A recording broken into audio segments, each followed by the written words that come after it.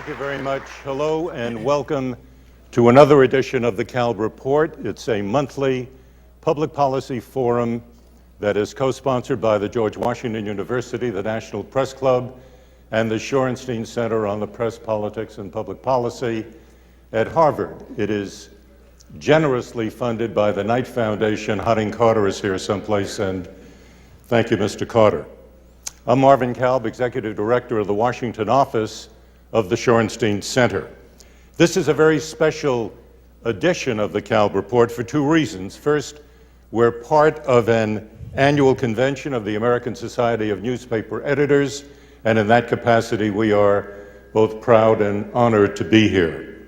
And second, because our guest is one of the busiest people in this very busy Capitol, a cabinet officer who meets regularly with the press, so regularly, in fact, he's become an instantly recognizable celebrity on C-SPAN, and it's none other than the Secretary of Defense, Donald Rumsfeld.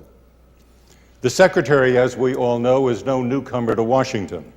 He was first elected to Congress in 1962. He joined the Nixon administration in 1969, serving as Director of the Office of Economic Opportunity. In 1973, he entered the world of diplomacy, becoming the U.S. ambassador to the North Atlantic Treaty Organization. In 1974, returning to Washington, he joined the Ford administration, acting first as Chief of Staff, then as Secretary of Defense from 1975 to 1977.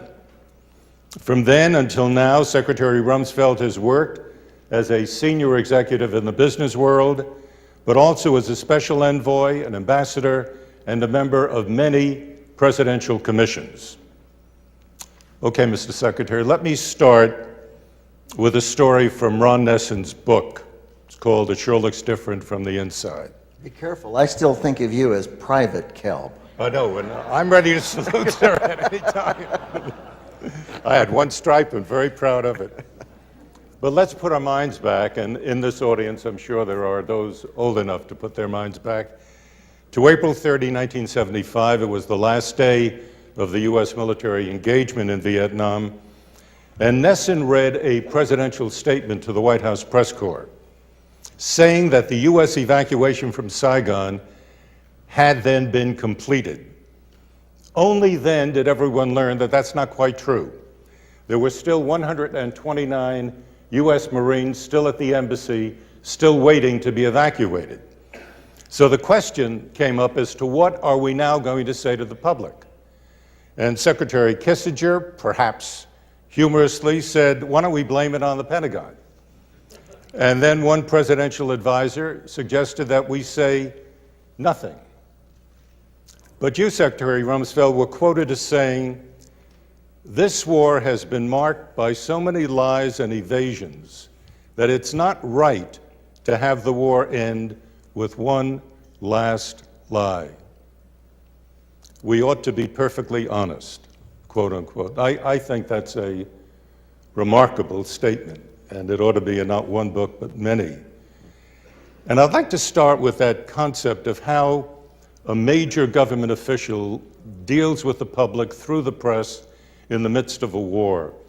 During the Vietnam War, for example, when you made a comment like that looking back, did you yourself ever feel the need, for whatever reason, which you would explain, to engage in evasions, lying if necessary?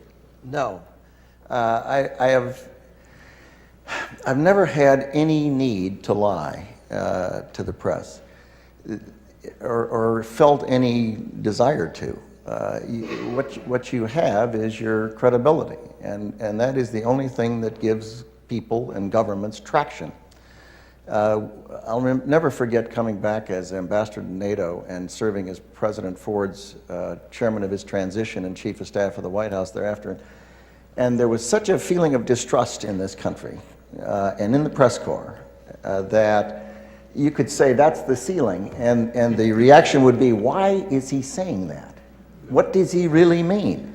And there's no question but that I don't answer things I don't want to answer. I don't discuss future operations. I don't discuss intelligence matters. I don't reveal classified information. And but the idea that government needs, for whatever reason, to actually actively tell something that's not true to the American people or the press, I just haven't in. Gosh, you actually started me here a little later than I actually came. I came in 1957 to work on Capitol Hill, right out of the Navy when Eisenhower was president. And in that time, I've just not ever known a situation where it was necessary to do anything other than what I do. But you wouldn't have made the comment if there were not, in fact, many lies that were uttered by government officials and a great deal of evasion during the Vietnam War. Why do you think a government felt it necessary to do that? Well, I'll give you an example. When I was a congressman, just before I came into the executive branch, I was in Laos, as I recall, and meeting there with people, and it became clear that the United States was conducting bombing out of there in targets that were in Cambodia, as I recall. Right. And the United States government made a conscious decision to, in effect, deny that we were doing that. Because it was the view of the governments of those two countries that it would be awkward for them if, in fact, it became known that they were allowing the United States government to drop bombs on the territory of their countries.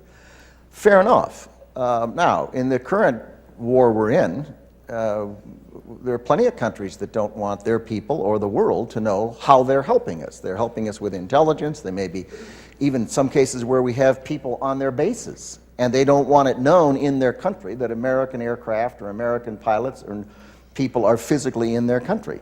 All we do is we just don't discuss it. We don't go out and say they're not there. We just simply go about our business and ask the press if they come in to not mention that what's going on in that country, and that's part of the understanding. Seems to me a perfectly acceptable way to do it. The reality is, however, that countries that do that may have very good reason, but over time, the truth comes out. So it's a kind of a short-term policy, I think. And during the Vietnam War, again, I keep going back there because so many of the roots of the disputes and disagreements between the press and the government go back to Vietnam. Did you feel, and you were a congressman in a lot of that war and then after within the government, that lying or evading the truth paid off? Did it help? I mean, you were saying it's a short-term benefit, perhaps. Did it actually help win the war? Is there a single illustration where lying in pursuit of a certain objective in a war actually helped us win the war? It seems to me that if you take that instance, the answer is no, it probably didn't help. And there probably would have been a way to do it short of lying when you're talking about the Vietnam conflict. Yes. And just by not discussing something. And on the other hand, if you take the war on terrorism, there's no question but that if a country comes to us and we say to them, we'd like to share intelligence with you, we'd like to have base overflight rights, we'd like to be able to do X, Y, and Z, and they say, look, we'll do all of those things, but we don't want you to discuss it publicly.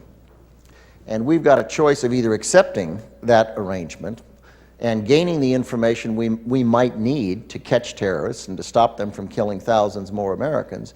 You bet your life we take it on that basis, but we don't go out and say something that's inaccurate about it. The reason you don't do that, it seems to me, is pretty simple. You lose so much more if, in fact, people cannot believe what you're saying. And people in the U.S. cannot believe what you're saying. People in the U.S. or people around the world, allies too. You simply must be believable if you're going to get any kind of traction in what it is you're trying to accomplish. Take the classic example was General Eisenhower's invasion of Normandy. He did not, to my recollection anyway, go out and actively lie, but he engaged in a lot of disinformation. He had General Patton training people over in England. He had everyone doing a lot of things that made it look like they were going to go into another target area, Calais, as I recall. and trying to create the impression and confusion in the minds of the Germans to save American lives. Now, was that appropriate? You bet. But he could do that and deal with the press at that time on a pretty firm assumption that the press corps was not going to run that kind of a story. They would hold back, even if they were brought into the loop. Can you do that today?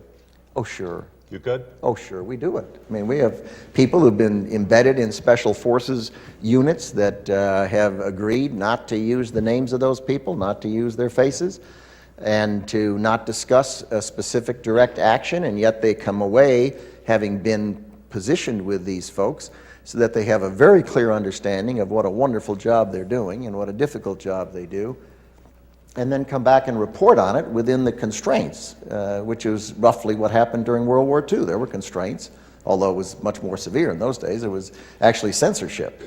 I read from many of the reports. I mean, I've been reading and preparing for this interview. Any number of reporters from major newspapers and less than major newspapers, a deep irritation with the constraints that were imposed by the Pentagon upon their ability to function in Afghanistan, for example. And they don't feel that they were treated, many of them don't feel that they were treated right at all, and that you guys were leaning all over them and excessively. I don't have the impression that Eisenhower had that kind of rebellion underway among the press corps, because the press corps at that time was sort of on board. Do you, again, it's the same question, do you have the feeling that they are at this point, or should they be? Oh goodness, now you're asking me Harvard type questions. I don't know if I want to leap into those, or should they be. The fact of the matter is that this is a different period. It's the age of television, and the press corps is a very different press corps than it was when I came here in the 50s and the 60s and worked here in the 70s. In what way? Well, it's larger. The appetite is just enormous for information, 24 hours, 7 days a week news. The numbers of people involved is much larger, so coping with that appetite is not an easy thing to do for government. I guess the thing that I think about with the press is that they've got their job and we've got ours. Anything we can do to communicate with the people in the defense establishment, millions of people, the people in the United States of America, the allies and coalition partners we're dealing with, where we can communicate with them through the press is probably useful to help them understand what it is we're doing, why we're doing it, and what we hope to accomplish. That means that you can deal with people. People are uneven, just like people in government or business, and the press are uneven. Some are very experienced and have a great body of knowledge. Some are quite new at it, as everyone has to be at some point. And therefore, it is not a block that you're dealing with. You're dealing with individuals, it seems to me, who happen to be together. And one can deal with some on a total background basis and have high confidence. You can deal with others where you might not want to do that. You've been disappointed yourself in the course of this war with press performance? No, I haven't particularly. I guess it's because I really didn't have any expectation level to be. You mean you had very low expectations? No, I was without an expectation as to what I expected. But therefore, I haven't been disappointed. I think you take the world like you find it. You get up in the morning and you deal with what you have to deal with. I would correct something. Maybe I'm wrong, and the people in this room certainly know more about it than I do, but I think the idea of characterizing what's going on in the press with respect to the Pentagon as a rebellion is just a misuse of the word. Okay, yeah, could be. We ought to get you a dictionary. No, I've got I mean, I've seen rebellions, and this isn't one. The idea of using the dictionary, that's the important. But I mean, there's no question that there have been some people who've criticized the Pentagon. Sometimes there are people who didn't really know what was going on, and their criticism was misdirected. Other cases, it was a difference of opinion. My impression is from the press that there's almost no level to which you can feed them that they will not want more. And therefore, I expect a certain amount of unhappiness and unease. Because, I mean, what's their goal? Their goal is to get into the paper and to get on the television and to see that that information out of the institution they happen to be covering gets out there.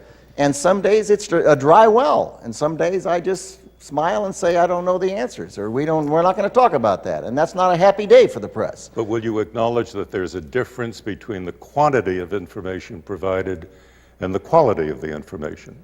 Of course there's a difference. I understand the meaning of those two words. Right. And because you do, there would be an effort made perhaps to limit the quality of the information that is provided. In other words, why would one want to do that? I don't know. That is a good question that would be asked of the Pentagon.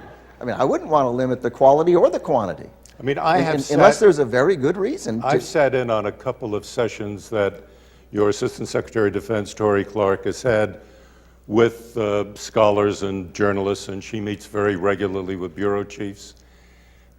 There are quite a few contentious sessions. There are serious questions. You've been at some of them Sure. yourself.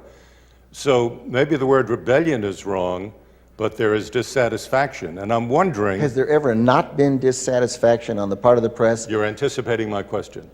Is there then in your mind, as you see it, a general expectation that the relationship is never going to be a cozy one? There's always going to be many rough edges, and you guys do the best you can, and reporters will try to push the limits of what it is that they can get, and you are prepared to live with that as a common arrangement? Absolutely. Okay. And we do live with it. But if you think about it, we have put press people on ships. We've put press people in special forces units where I don't believe they've been before during the kinds of activities that these people have been in. There was an expectation on the part of some folks that this was going to be like Desert Storm 10 years ago, that there was going to be a long period of getting ready. We'd have the press there reporting getting ready. Then they'd go in and there'd be a line, and they could work like Ernie Pyle and Bill Malden did behind the lines and be there. This war's different. It's a totally different situation. And so people were wishing, my goodness, why can't we get more information? The fact of the matter is we didn't have people on the ground for a while. When we did, they were in very dangerous circumstances. As they got a little better adjusted and in closer cooperation with Afghan units, we began putting press people in. So the fact that they wished for more, it does not make them bad people. It just was an unrealistic expectation. No, I don't think they're bad people at all. I think they're doing their job. And there are quite a few reporters who believe that, go back to the Vietnam War again, that after the Vietnam War, the Pentagon made up its mind to limit press access to the battlefield as much as it possibly could. And if you go through the record of... all the people who were in the Pentagon back then have long since retired. Well, they seem to have left some children behind, because you've got Panama, Grenada, the Gulf War, the beginning of this war, even aspects of the continuation of this war, where free press access to the battlefield is denied. Oh, no.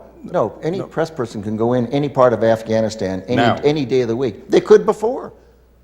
All they had to do was go. But they couldn't go with American troops. They did. The minute we put American troops in, within very short period of time, press people were connected to them. Now, the press people did not, some who went in got killed going into Afghanistan. Yes. It's not a very tidy place even today. But no one was denied ability to go in and be in any part of that country or any part of the battlefield. The Secretary, and saying that we denied them it seems to me is unfortunate. No, but how do you account for the fact that an American officer would use his weapon in a threatening way against an American a reporter simply trying to cover a story? And this did happen to a Washington Post reporter. I am astounded by that, and I don't understand it, and I'm sure you've been asked this question before, but maybe you could help us all understand it. How do you do that? You know that it's an American reporter. He's doing his job. It's the Washington Post. How do you turn a gun on a guy like that? First of all, I've not been asked that question before that I recall, and I wish I had. I'd have a better answer. I've not had a chance to talk to the reporter, and if the reporter's here, I'd like to see him afterwards and hear about it, because I don't know that it happened quite that way myself. Okay. I find that if three people observe an event, a car accident, and you take them away and ask them what happened, you get three different impressions of it. And that's why we have more than one newspaper in America, because we get, it's a useful thing. Is it possible that one person in the United States Armed Forces who had never been in that circumstance before and was faced with a decision and was holding a weapon and was asked a question or was challenged by a person, and he turned around and the weapon happened to be coming around with him, and that the person legitimately felt threatened, and that the person with the weapon legitimately did not feel that he was threatening that person, or that that person conceivably could be threatening the reporter because he had concluded, for whatever reason, that if that reporter did what the reporter had said he intended to do, that it could put some of his people at risk or inhibit his ability to carry out his mission. There are a lot of ways that that circumstance could have happened in a way that is less black and white than you're characterizing it. I'm sure that's true. I'm sure that's true. I'm only going with what it is that the reporter said happened to him, and he's a good, experienced reporter. And he was there and I wasn't. And I'm going with putting my, But you've got pretty good contacts with these people. Yeah, I'm trying to put myself in the shoes of the person with the weapon and ask what might have happened that would have led that reporter to legitimately feel threatened. And Did you feel the need to check that out? apparently not sufficiently. Mr. Secretary, let's talk about leaks for a minute. On September 12th... I'm against leaks. I know that. Shortly after the 9/11 attacks, you said on September 12th, in fact, you were furious. No, I wasn't. I seemed don't get furious. furious. No, I get cool. You get cool. I get angry. You were but coolly not angry furious, yeah. at Pentagon officials who you said had leaked classified information to reporters. True. And you remember No, to anybody. To anyone. Doesn't matter about reporters. You said they have violated the law, they frustrate our efforts to track down and deal with terrorists. Mm-hmm. My question and is... can cause people's lives. Absolutely. 6 months later now, have you ever taken action against a Pentagon leaker of information? Not that I can think of.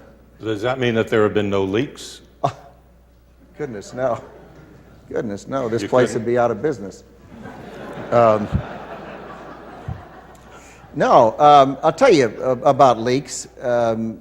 When a person takes classified information and gives it to someone who is not cleared for classified information, whether the person's from the Pentagon or any department of government, they're violating federal criminal law, and they ought to go to jail. That's not complicated. What is the law that they're violating? Just to be the laws relating to classified information are quite strict as to who may be given access to that information. Mm-hmm. And so to the extent that people violate the rules with respect to classified information, they're breaking federal criminal law. Now, they're also potentially putting people's lives at risk. Mm-hmm. And that's it's a terrible thing to do. Yeah. So, then that's one problem. The other problem is, what do you do about it? Now, I get up early and I stay there late at night and I work when I get home, and I like working so I don't feel like a martyr, don't get me wrong. But I do not have time, nor does anyone I know have time, to engage in witch hunts inside the department, trying to find people who have tried to make themselves look important and butter up to some newspaper reporter or some other person in government or some person in the neighborhood to make themselves look big. I've seen instances in government where these kinds of hunts have gone on, and people are brought in for polygraphs, and everyone is... You have not done that. I've never done it. I know people who have, and I've seen it happen in No, but government. on this stint as Secretary of Defense, I that have has not happened. I have not. You shifted from "you have not done that" to "it has not happened." I have not done it. It has not happened to my knowledge. And in the Department of Defense. But you're the boss at the Pentagon, and if there were a witch hunt or people were being called in and polygraphed, you'd know it. I would think I would know about a polygraph. I might not know if people had been called in a department well below me. There's dozens and dozens of departments. It's entirely possible that some middle-level person could know of a leak in the office and call people in and discuss it with them. I haven't. And you're not aware of it. And I'm not aware of it. But what about... what happens is it chills an institution. Yes, it does. If you start taking people who get up hard, work hard, care about the country, dedicated, and you don't know who leaked, and then you start calling in all these innocent people, and pretty soon you're slapping a heavy case on them that you were only one of 5 people who knew this. We don't know whether to believe you or not. And you think of the loss of productivity and the loss of morale and the difficulty in an organization.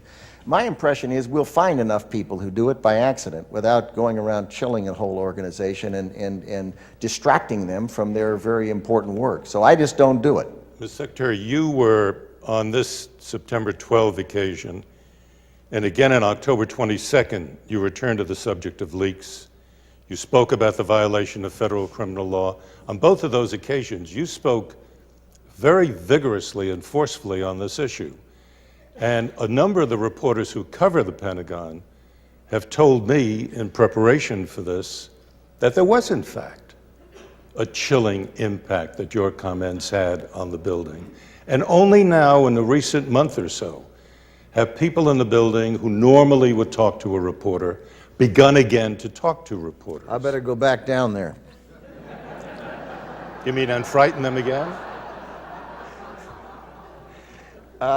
Look, when I use the word chilling, I was talking about chilling meaning that people who are honest and not leaking, being called into an office and slapped with a polygraph, or if not accused, at least a question raised about their integrity. That is what I meant by chilling.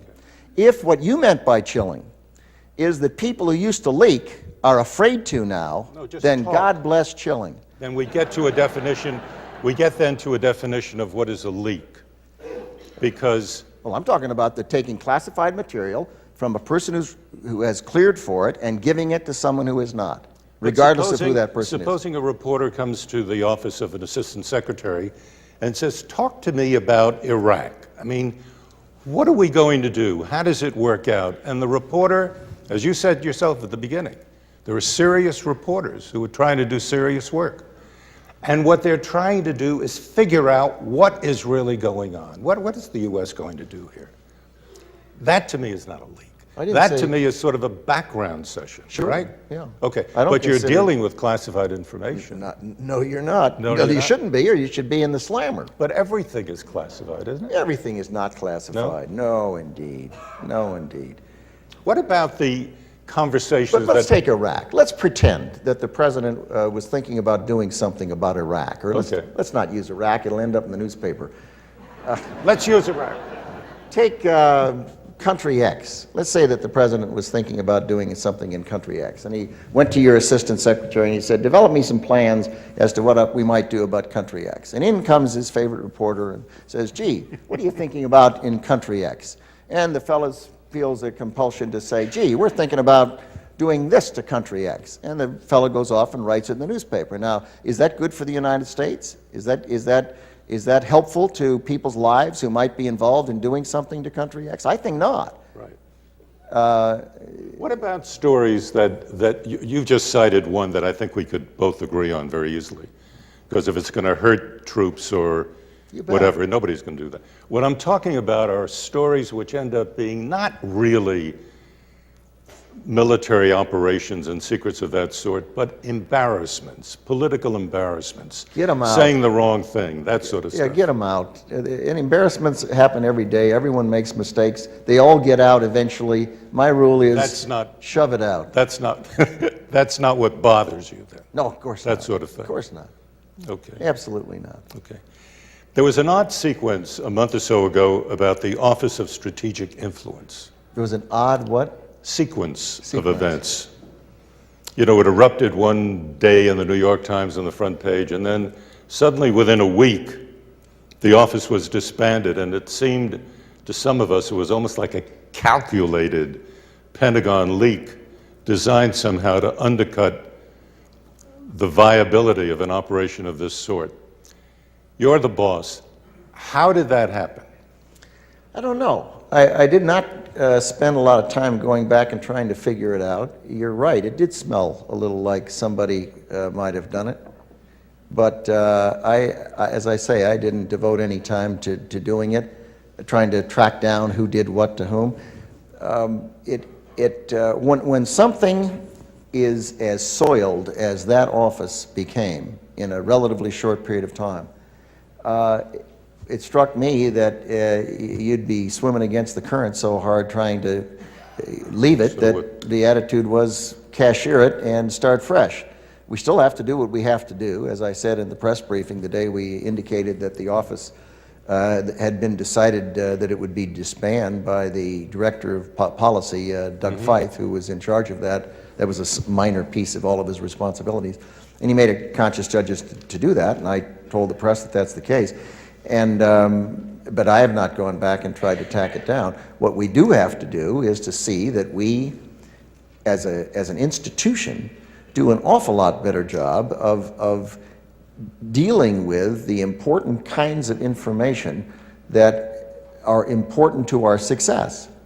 And I mean, the terrorist training manuals taught people to lie about who was hurt in a battle, and to go out and tell people that they were innocent civilians, and to say that they were hospitals, and to take people from hospitals and move them over into buildings that had been bombed and pretend they were hospitals, and then call the press in and have them get pictures of these quote unquote hospitals that weren't hospitals, and make the United States look bad. There were efforts to make it look like it was against the religion, the Muslim religion. There were efforts to make it look like it was against Arabs or against the Afghan people.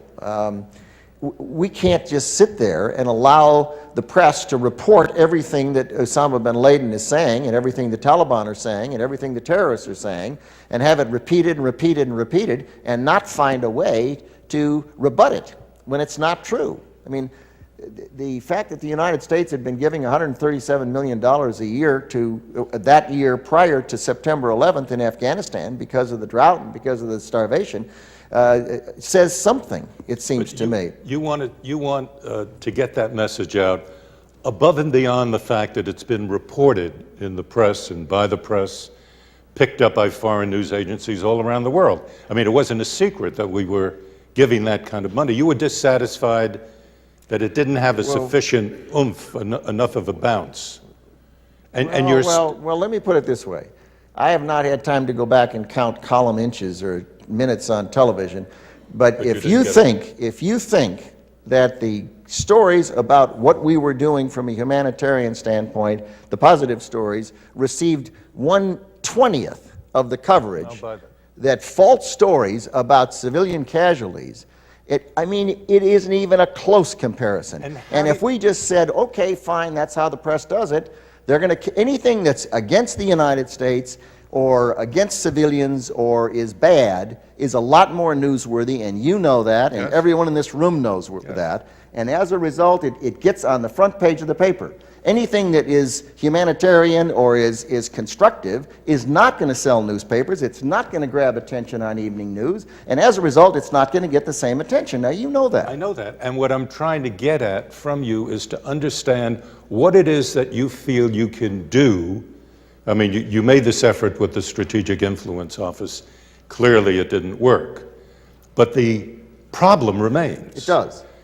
And so, as you said yourself, and I can read you the quote, but it's too long, that you're going to find other ways of doing the same thing. And the question then becomes, what is it that you would actually do to get your message out? Would it in any way involve, let me be direct, the hiring of a subsidiary organization to give inaccurate information or misleading information to a foreign news organization? No, that's not the business You're the not gonna do Pentagon's that. in. Okay, and you will not engage, as you said before, in dissembling or lying, but telling the truth to the American people. That's a fact. That's right. Right? Okay, so do you have a way of handling this problem now, or is it still something that you're working on? We don't do it very well. I mean, let's face it. For one thing, you've got to know what's being said, and it's hard to know what's being said. It's a big world, and someone has to look at what's going on Al Jazeera. What are they saying on this network? So it's a lot of research that has to Takes be done. a good deal of understanding of who's saying what, and why are they saying it, and what needs to be done by whom to get the counter to it, the truth out, and see that it's rebutted in some reasonably timely fashion. Now, when you're in the middle of a war and you've got a whole pile of people out spreading information that's not correct, you can't just hope that it's all going to work out well. I got you.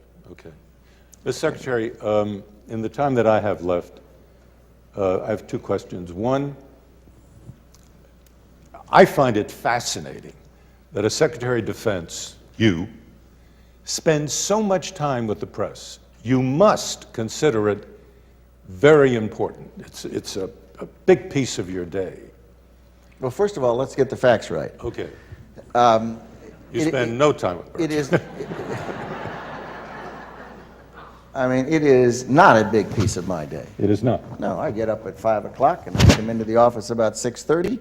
I leave about 7:30 at night, work an hour and a half at home, and I'll bet you I spend preparing for a press briefing. Well, today's a good example. You didn't prepare at all. I didn't prepare.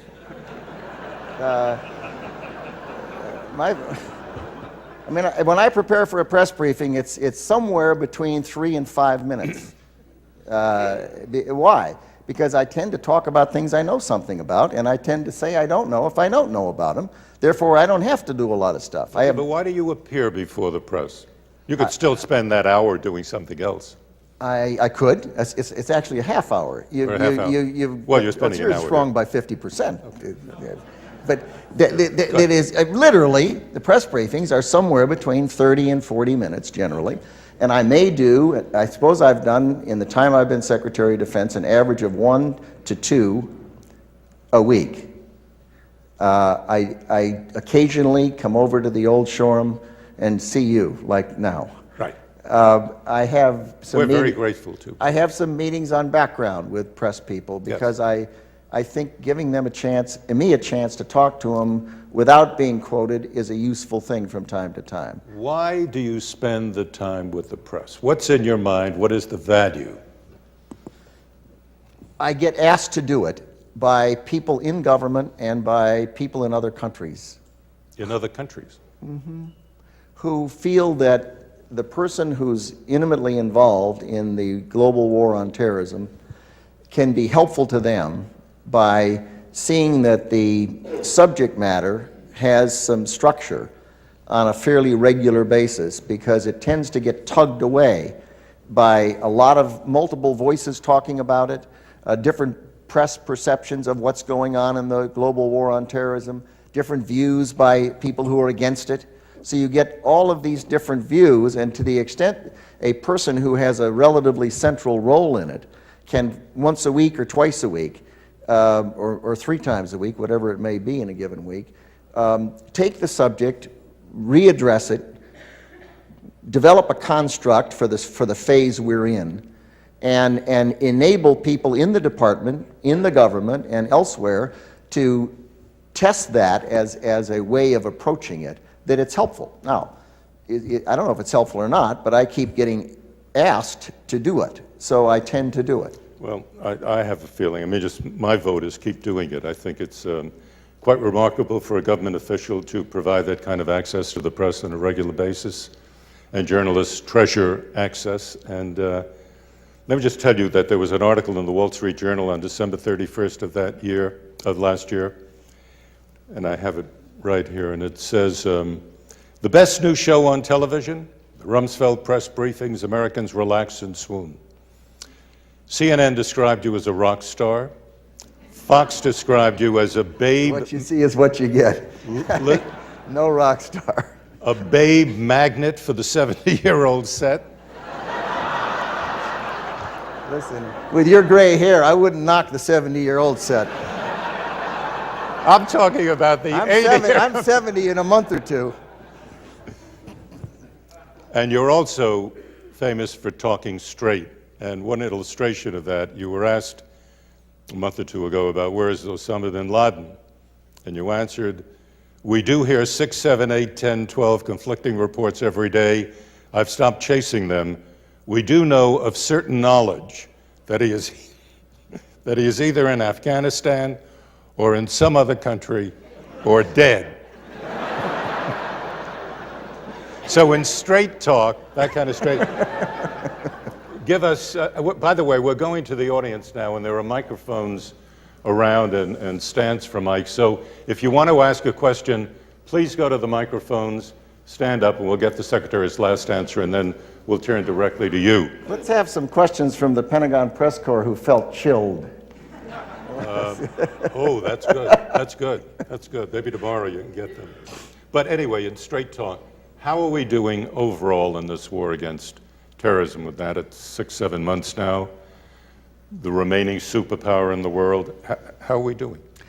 Well, we're doing pretty well. It's a whole new experience for this country to be dealing with, not going against armies, navies, or air forces, but going against terrorist organizations that are very difficult to confront. But if our first goal was to stop the Taliban from governing Afghanistan, that's been achieved. If a goal was to put so much pressure on the global terrorist networks that it makes them difficult for them to conduct terrorist activities, to recruit people, to raise money, to easily move from country to country, we're doing that. Does that mean there won't be any more terrorist attacks? No. There are plenty of cells and people out there who've been trained and who know what they're doing and probably will be able to get enough money and fake passports to do what they want to do.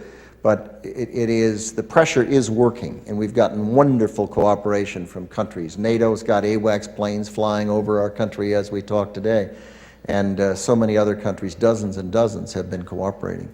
So I feel quite good about the first phase. We're trying to train some folks in Yemen and the Philippines and in Georgia, local people to do a better job at their special forces direct action against terrorists.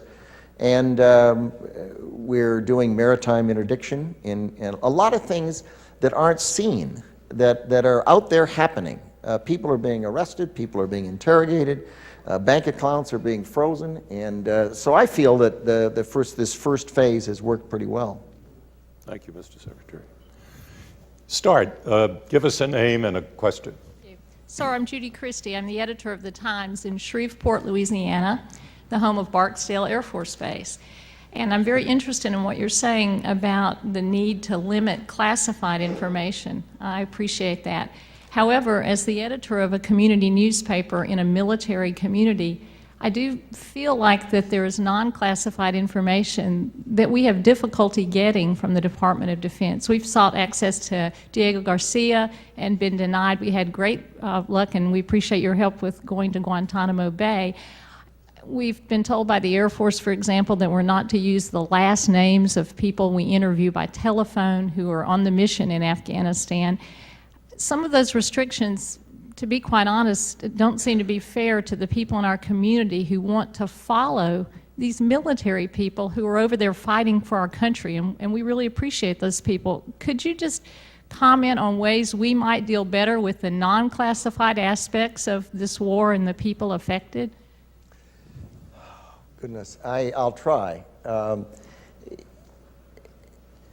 If you think of an enormous institution, the Department of Defense, and the fact that there are multiple leadership centers throughout it, and they go down through hundreds of thousands of people, and no one is going to write instructions at the top that are sufficiently micro that they could be executed by some public affairs officer way down at the bottom.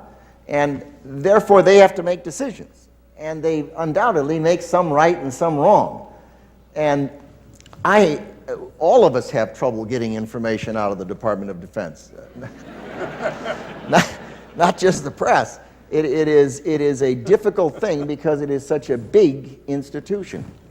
We're trying to create a culture, a feeling in the department that the press has a perfectly legitimate role. We respect it, and we want the department to deal with them as straightforwardly as is humanly possible, and just draw the line on classified information. There's no question but that there are a number of people in the defense establishment who do jobs where their lives would be more at risk if their names were known, and to the extent they're doing various types of anti-terrorist activity, their families conceivably could be at risk if their names were known, and therefore there is a policy that certain categories of people's names are not permitted to be used. Thank you very much. Right here, please. Yes, Mr. Secretary. I'm Kay Reed, editor of the Albany Herald in Albany, Georgia. I'm not asking for classified information, but if you were to lay out for us as to how far out the Department of Defense has its strategy in the war on terror, how far out does that go and in what detail? Acknowledging the fact that at any given time you have to shift your plan. There was no roadmap available to the President or to me on September 11th. What we have said is that it is the policy to go after terrorists where they are and to go after countries that harbor terrorists and provide sanctuary and haven for terrorists. The problem with terrorism is there isn't any way to defend against it because they can go at you at any place, at any time, using any technique, and it's physically impossible to defend everywhere at every time against every technique. Therefore, you must go after them. So the plan is that. And the President has listed a series of terrorist organizations that exist. He has listed a series of countries that have been harboring or financing or providing sanctuary to terrorists. And he has suggested to people that if you're on their side, you're on the wrong side. And the coalition partners that have been developed around the world are systematically looking and going after those folks wherever they are. And that essentially is the plan. Thank you. Yes, please. Deborah Howell, Newhouse News Service. We recently had a reporter with the 10th Mountain Division in Afghanistan, and it was generally a very good experience, and we had lots of access and got lots of great stories. And so what you Marvin. With both ears. What you were saying about that is true. On the other hand, I hope you're listening to this. we had to agree and did to military censorship of our stories. And You didn't have to. well, no, but then we You didn't voluntarily get embedded either. did to go in there. Right. And that we made that trade-off. No, We agreed to slight that. distinction. We agreed to that Right. for the access. But the reporter stories were censored of information that he couldn't tell us the information that was censored from his stories. Mm-hmm. Okay. But then he finds out the next day that the information censored from his stories was in the Pentagon briefing the day before, and leaving us in a very strange position of not being able to put into his story information that was already public because he had made an agreement. Mm-hmm. And so I wonder if you could make some refinements on that. Well, we ought to try. It happened not once, but several times. Yeah. First of all, you have to appreciate who's doing the censoring. These are people that are asked to come in and serve in the military. They're young people. They're trained to shoot a rifle and fly an airplane and drive a ship. and at some moment they're asked to censor press people's writing. Are they experts at it? No. Are they likely to make mistakes? You bet. So can we ever expect anything approximating near perfection with respect to people who censor? I doubt it. It can get better if the war's long, and if the people stay in the jobs long enough, the individuals do, to get better at doing it. Second answer I would make is this. There is a country that invited us in, and we accepted on the basis that we would not let the world know that we were there, and that we would not bring press people in unless they had agreed to that. And